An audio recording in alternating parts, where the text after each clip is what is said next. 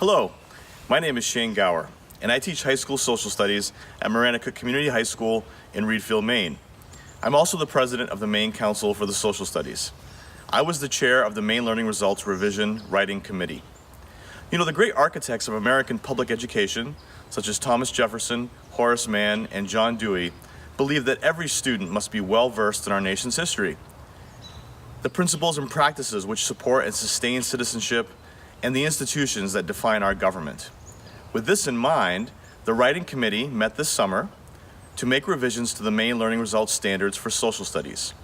Our group of Maine educators at all levels and from a variety of regions in Maine took the recommendations from the steering committee as well as the public comments and used this to create a document with updated language and that reflects best practices in teaching and learning. Our first step in this process was to incorporate Maine's guiding principles. The Maine Department of Education has identified the following goals for Maine's students. The hope is that each student who graduates will be a clear and effective communicator, a self-directed and lifelong learner, a creative and practical problem solver, a responsible and involved citizen,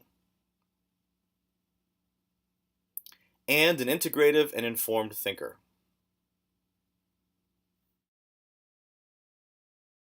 We decided to explain in the introduction to Maine's Learning Results for Social Studies how these guiding principles have been incorporated into the standards with examples. In 2015, the National Council for the Social Studies sponsored the design and release of the College, Career, and Civic Life Frameworks for Social Studies. This guide provides research-backed and developmentally appropriate frameworks that our learning results align with nicely, and we felt it was important to explain this in the introduction. In addition to defining some key terms, the introduction also identifies clear, concise, and research-backed eras in U.S. and world history.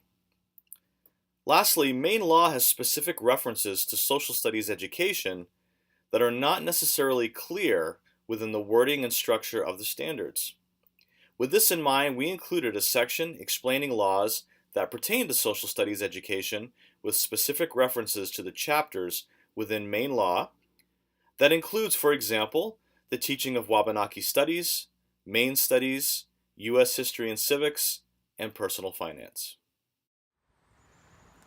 We hope you find the introduction to Maine's Learning Results Standards to be a helpful document.